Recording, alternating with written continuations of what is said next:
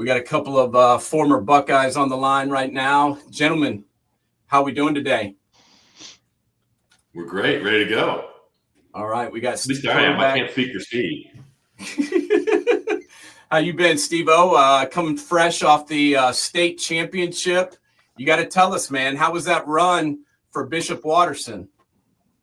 Pretty special, man. To go 16-0 in anything is pretty impressive. And to do it with my brother and his son and my son together, that's one for the books. It was well written, and the good news is we got to try to do it again, right? And we'll see how that works out. But I know, Greg, I think you were up there calling games.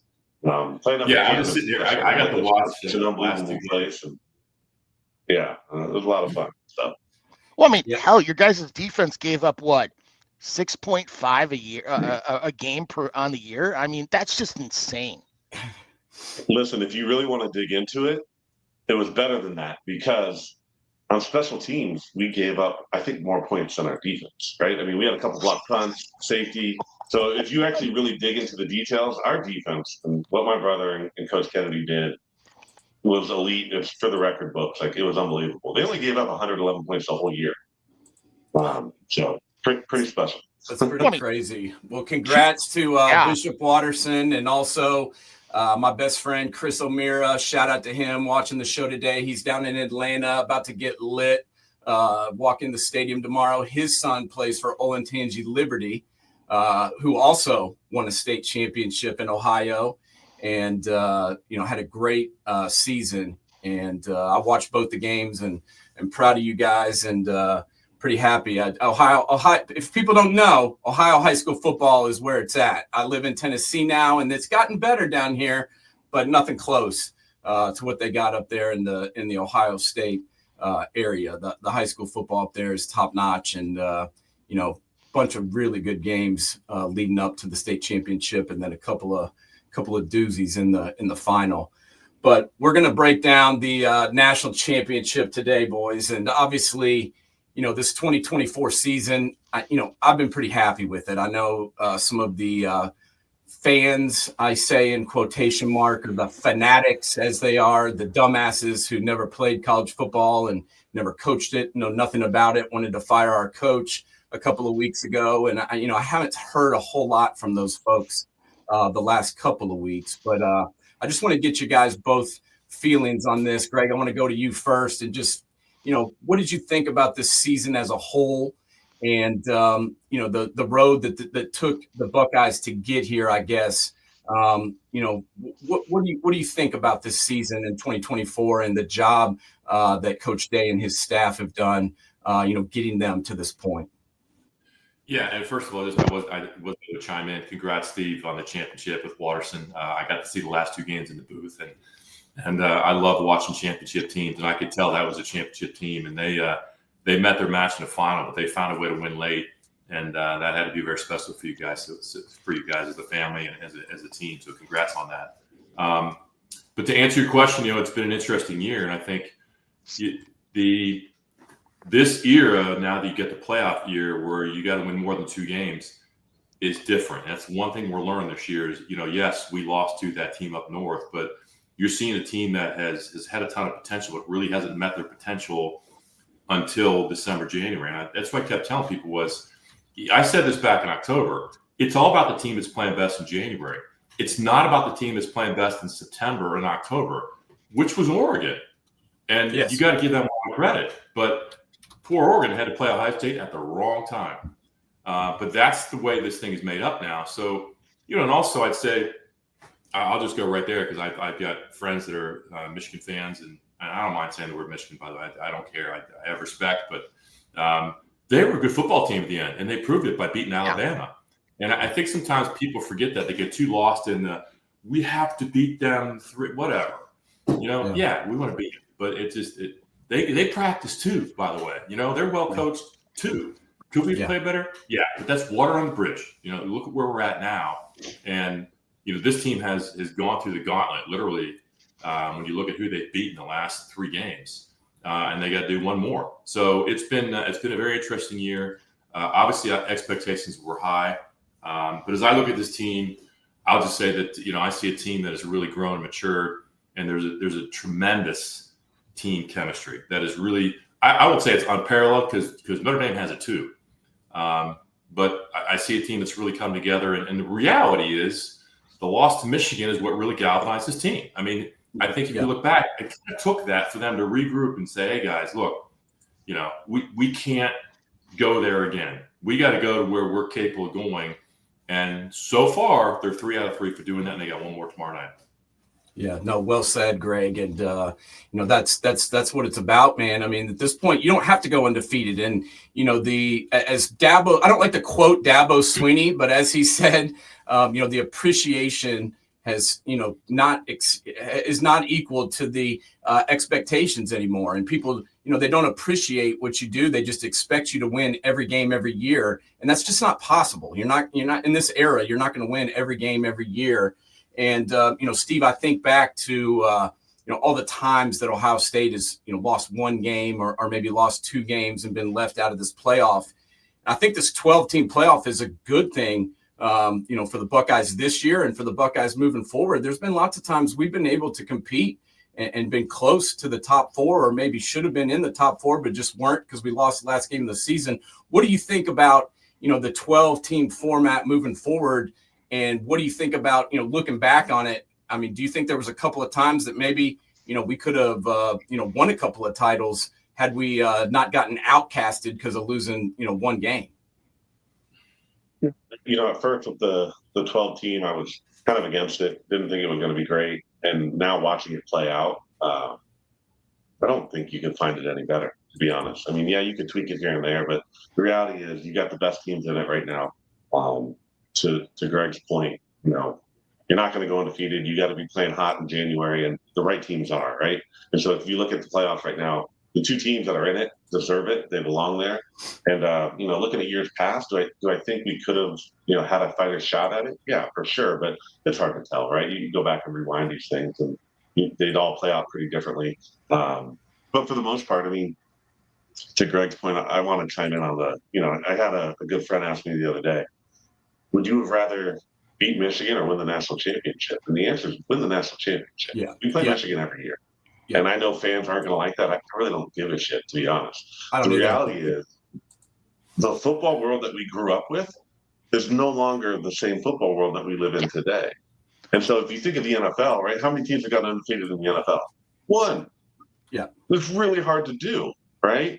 And so now as college football has become more professionalized, going undefeated isn't the goal anymore. It's just not. It's getting into the 12-team playoff and winning a national championship. And that's exactly what our coaching staff and our players have done. And as a fan base, we should be pretty proud of that. So that's my 2 cents. Agreed. It's funny, Steve, as soon as you said that literally was going to be my question for you, because my whole thing is unless they start hanging up banners on beating Michigan inside the stadium, you're going to want the natty because that's what everybody's going to remember day after day. The question I got for you, Steve, is I look back at the end of the Michigan game, and when Michigan planted the flag, you saw certain players take offense to it, and their games have stepped up. And I mean Jack Sawyer. Like, it looks like this team, prior to any other team, like, they're just angry. Like, really freaking angry. And Sawyer's game has gone to a level that, he's playing better now than I think he has over the last 4 years. What are your thoughts on that? And, do you think that came into play where it was just like, we're not going to take this shit anymore, especially from the fan base? When people start talking about Ryan Day getting fired, who's going to drop $38 million to get to fire a coach who's lost what?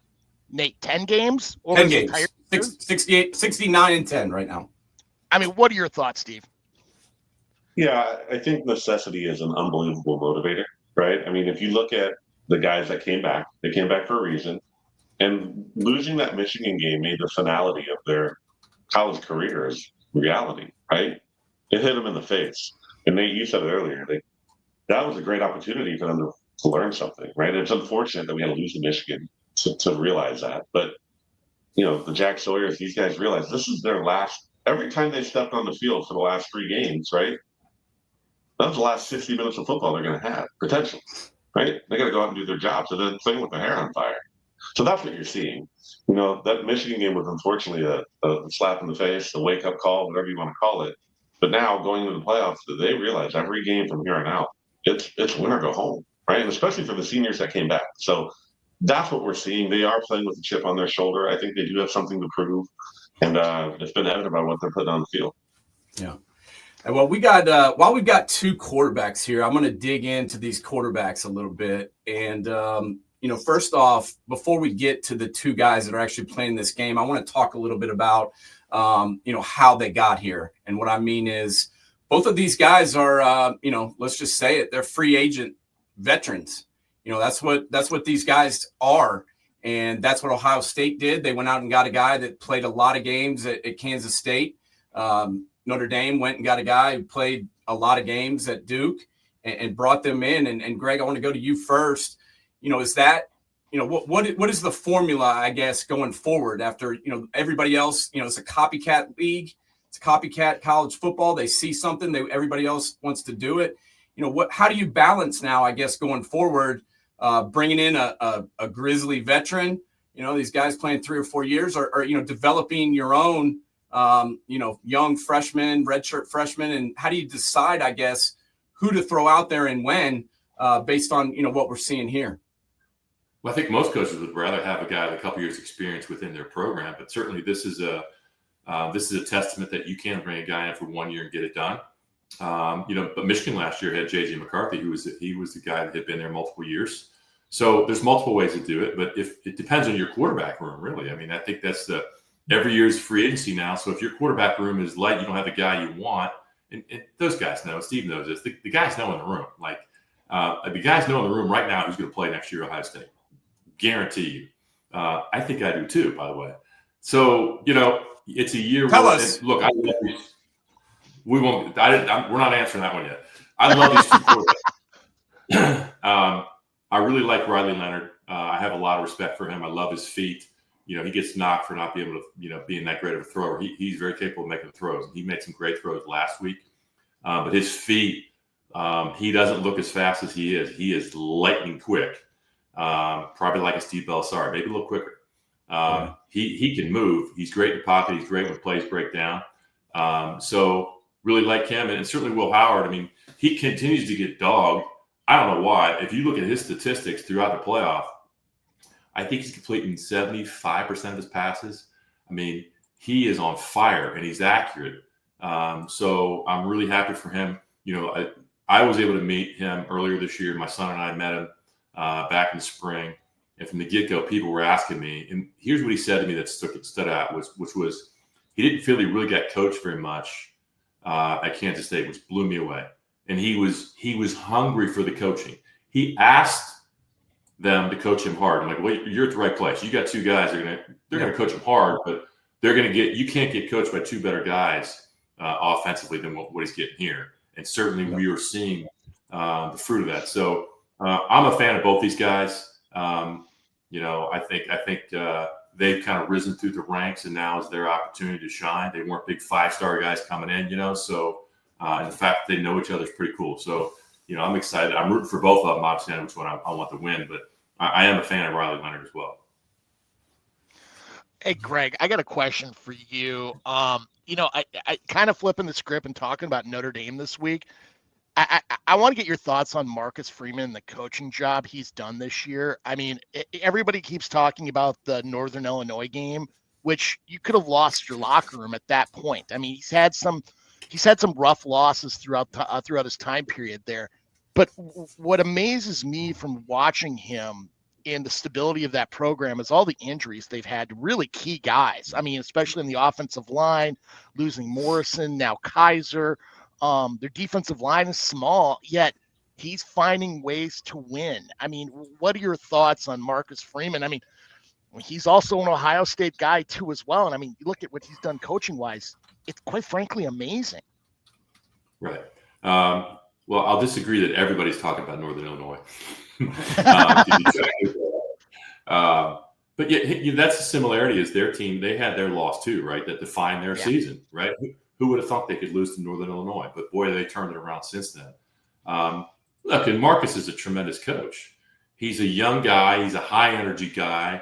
and he's a great motivator. And there are coaches that teams will follow because they just ooze leadership coming out of them, and you can see that with that team. Despite all their adversities, he's got this vision that they're all bought in, and it's impressive because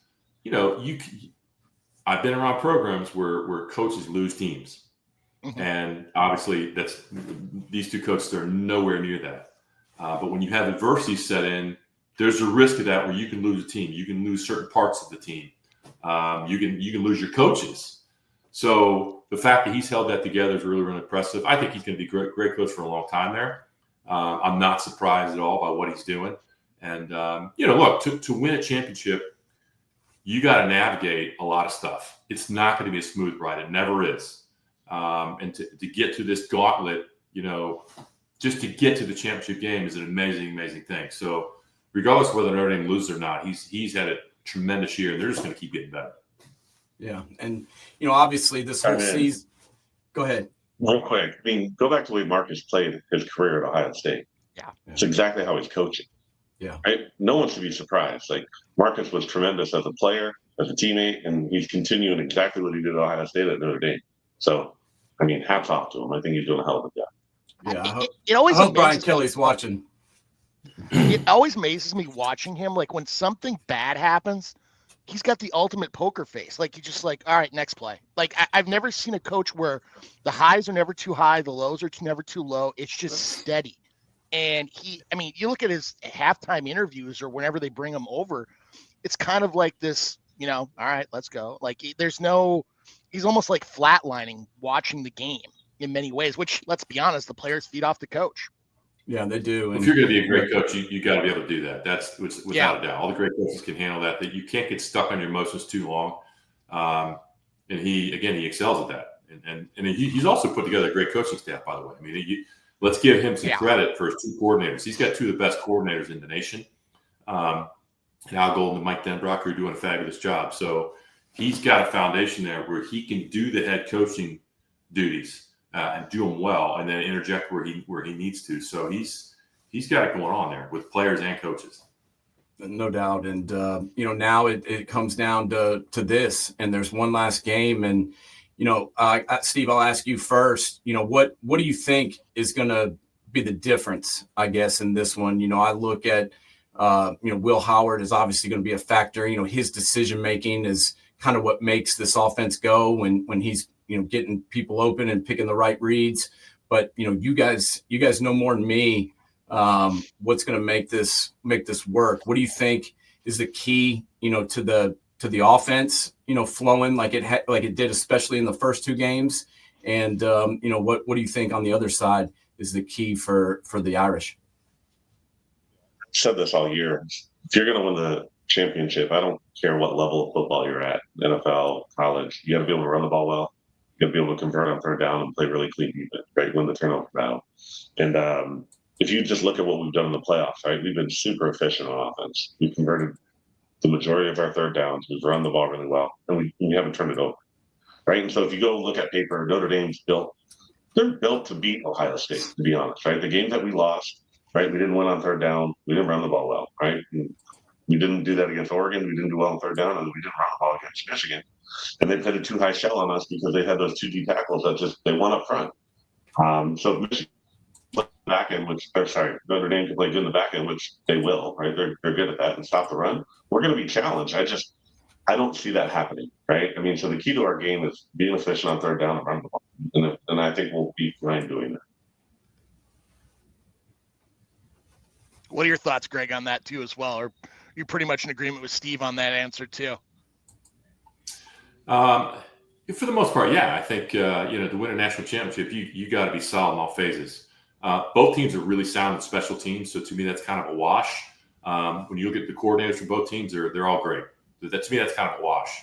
So to me, it comes down to everything Steve said, but it's which playmakers are going to step up. And I also say, if you look at the coordinators, the guy's got the toughest job is Al Golden. To me, the way Notre Dame's defense responds to Ohio State's offense is going to be what I'm going to be watching, because he's got it to his head of, okay, I got to stop the run. Good luck, right? and then I got to pressure the quarterback and try to play a lot of man behind it. Like those don't all add up. No. So what I see is if you're gonna play man free and Travion Henderson creases through and gets past that front seven, he's got a problem. Yeah, because he's got corners playing man, and a free safety who's really good, by the way, who comes up and makes a lot of those plays. But if he misses, which happened in South Bend last year, and Travion took it to the house, you got a problem. If you have one little breakdown in man coverage and some number 4 gets loose or 2 gets loose, then you got a big play happening really, really quick. But again, so he's got to find a way to do both, and it's really hard to do both. I don't care how good you are, and their defense is really good, but that's a problem. And also, I look at it like this: that Ohio State's got the 5th gear, and if we can get to that 5th gear, I don't care who we're playing. We've proven that in the playoff 2 out of 3 times. If we get to that 5th gear and pop off 2 or 3 in a row, Notre Dame can't play that game. They can't get down 3 scores and press on the gas. That's not how they operate. They can be down like 10 points like last week and come back, but they got to keep it close. They got to get turnovers. They got to win the special teams. They got to play a slugfest and keep us out of big plays, which again is they got a gun to their head from the get-go. The second that game starts, they can't blink. And that's a problem. So, statistically, probability-wise, Ohio State's a better team. I mean, I don't think we can just say that. The only guy that's going to disagree with me is Lou Hall, and he's more on the wall in my book. So you got, the best players are going to win this game, and I believe Ohio State has them. But there's no guarantee. We know that, but I'm excited to see what's going to happen tomorrow night. Yeah, we don't care what Daffy Duck says on this show, so that's neither here nor there. But we were talking about Al Golden, what he's going to do. Talk to me about the offensive coordinator, Steve, for Notre Dame. If you were him, let's say they hired you to call this game, how would you attack this Buckeye defense? I mean, obviously that front 4 is elite. I think Cody Simon has been the MVP of the team. I mean, Jack Sawyer got a case for that, but Cody Simon's been absolutely amazing this entire season, especially the last 6 or 7 weeks. But let's say you had to be the guy with the card in your hands. What would you do to try and attack this defense that Ohio State's got? Yeah, I mean, one, it's hard, right? But I do think having a dual threat quarterback is what challenges this defense, right? Yeah. And he's done a great job all year at Notre Dame, reading his keys, reading it the right way. So you got to make them pick, right? Who they're going to stop. They're going to stop the running game, or they're going to stop the quarterback, right? And you've seen Notre Dame historically in this playoff do really well of using their quarterback in key situations because the other teams were keying on the running backs. So I think, you got to give him some quick completions, get him comfortable. We do play some man in the back end, but we also will mix in a lot of drop zones. So just take what they give you and make him effective running the ball. I think that's going to be their key on offense to attack our defense. Our defense has to pick who they want to stop. It's going to be one or the other. And I would challenge that quarterback to be this, right? Especially with the talent we have in the back end. So it's a tough job, but they definitely have a kid that I think can cause some problems for us because of his ability to run and throw. So, Greg, before we get into your question, I'm a Minnesota fan. I went to the U, and I was at the 89 game, and I still have nightmares. Like, I had to rewatch the second half of last year's game, or the 89 game. So, my guess is he scored another touchdown since then, since he dropped 41 in the second half against us. So just know that there is some PTSD sitting there for me. I look at Notre Dame's got to win first down in many ways. They got to get in 3rd and short to allow that to happen. How would you handle that? Would you do more like RPOs and have Riley Leonard running up the middle? Because, I mean, especially their right tackle, are they sitting on a 4th stringer right now? I mean, how would you handle that so you don't get stuck in those type of situations if it were you? Well, first of all, I'd sneak an extra guy in the field. I'd play 12. It might help. Yeah. Well, the point I was going to make real quick, and then I'll answer your question, is Mike Denbrock, right? Mike Denbrock and I spent a season together with me as a player and him as the O-line coach, if you guys can believe this. Wow. 1993 Cleveland Thunderbolts in the Arena Football League. Mike Denbrock was the offensive line coach. He was at Grand Valley State. I did not know that either. I've been telling people all week, and they're like, what? Yeah. There could be a Netflix series about that season, by the way. Like, you know, outside of our locker room, nobody cared about the results of that football team. Trust me. But that's a whole segue. But back to your point, you know, that puts, I like what Steve said. I mean, if I'm Mike Denbrock, I got a Jeremiah Love who's a little bit banged up, from what I can tell, who's really good. But Ohio State's play, you know, they're ready for him, I think. And they're going to know what they're going to get there. But it's about using the legs of your quarterback, because he's got, I mean, not only is he quick, he's tough. I mean, he is not afraid to run over somebody. He's an extra running back. So I'd run him more flat runs. You go back to the 2002 national championship, what Jim Tressel did with Craig Krenzel. They just ran power with the quarterback. It wasn't even flashy, but I don't believe they showed that all season long. You correct me on that, Steve, but I'd flat out run your quarterback, because that's how you pick up the extra guy. So I wasn't kidding about picking that extra guy.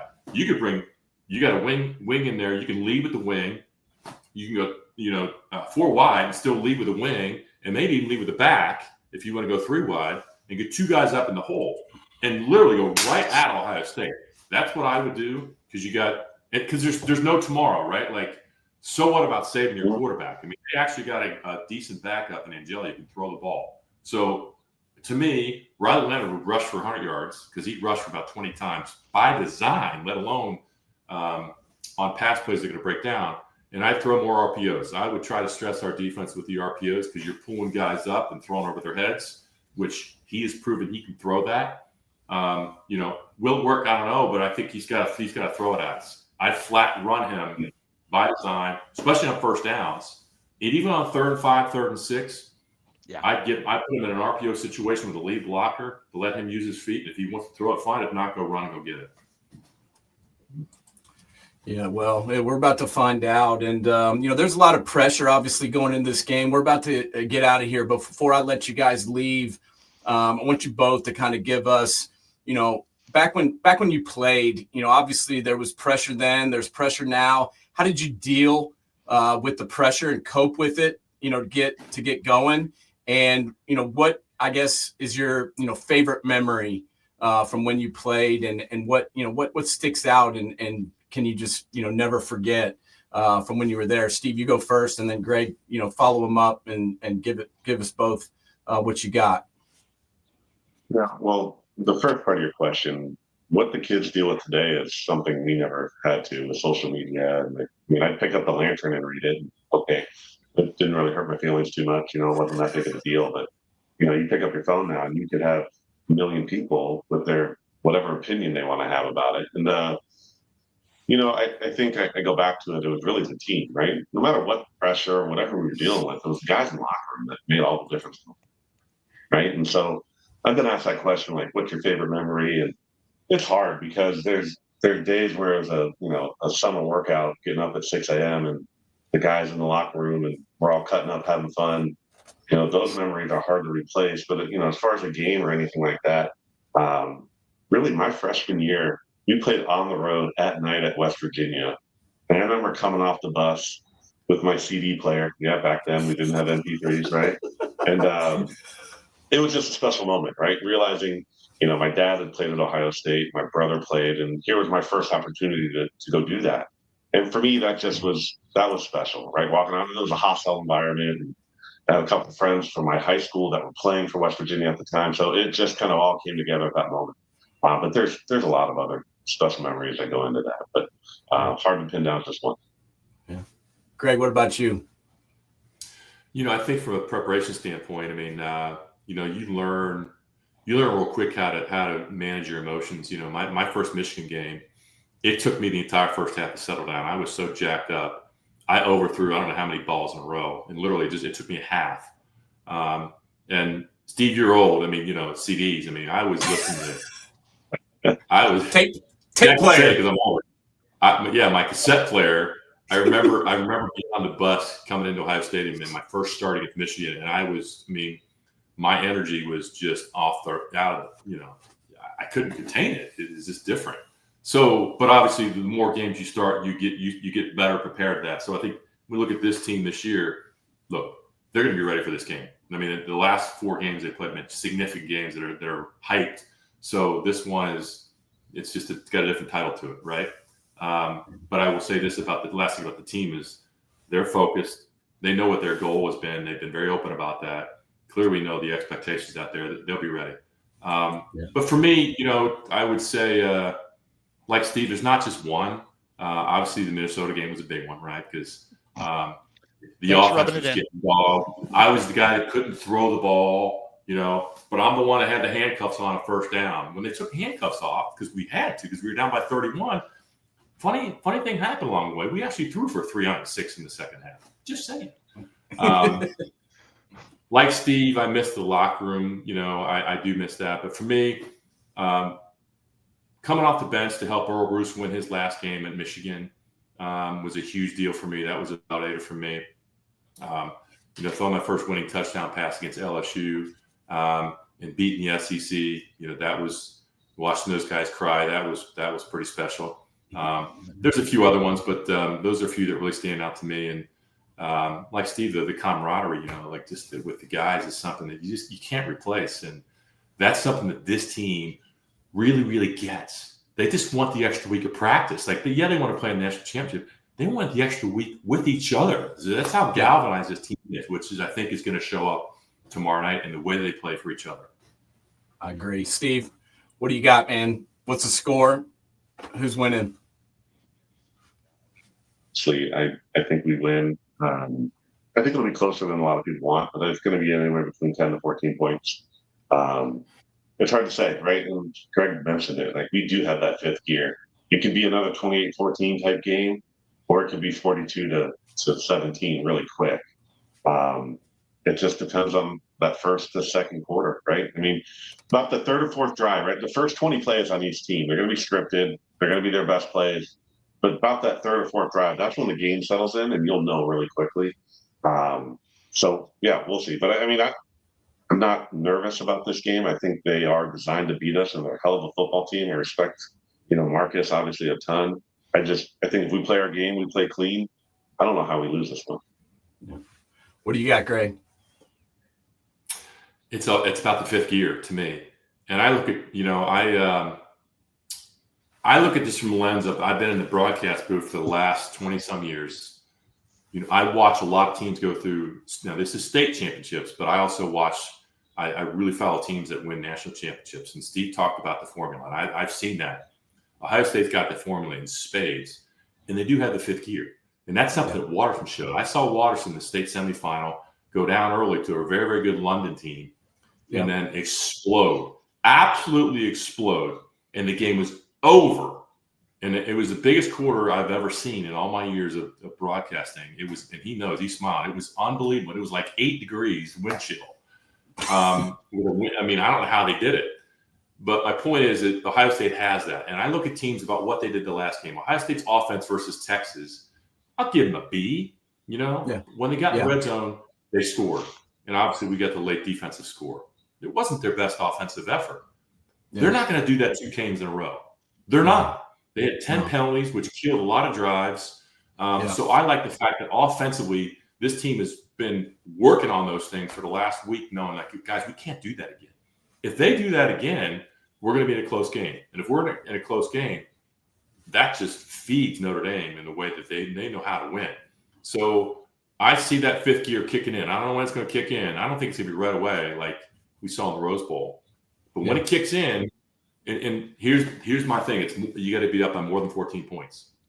Get up by 3 scores, and then you put the gun to Notre Dame, because then are they going to stick with their offensive plan, or are you going to pull them out of that and make rather than beat you throwing the ball? That's a problem for Notre Dame. We cannot get into that. So I believe that's going to happen at some point. Let's say second, third quarter, and then we hold the tempo of the game, and we're in our comfort zone of being up 3 scores, and our defense gets tee off on them. So sorry, Lou Holtz. I disagree. We have a fifth gear, and it's going to show up. Yeah. You think after being wrong twice, he might shut his mouth, but that's never going to happen. Well, but I agree with you. I think they really need to start fast. That seems to be something that's helped them the last several games in this playoff. Getting started fast and getting going has been good. And then, and as you mentioned, I think that was huge. The penalties really wrecked a lot of their drives in that last Texas game. So if they can avoid those, I think they'll be in good shape. But gentlemen, we appreciate you guys so much for coming on today and helping us break this game down and get ready for the championship. You made me feel a little better. I'm still a nervous wreck, but I always am. I mean, when we play Central Michigan, I get nervous just because I care way too much. But we appreciate you guys coming on, and I hope you enjoy the game tomorrow. And I hope both of you come back and see us again real soon. Okay, guys? Thanks for having me on, guys. All right. Have a good one. Good seeing you, Greg. Go Bucks. All right. Enjoy the game. Go Bucks. And we'll talk to you again real soon. We'll be back in about 30 seconds.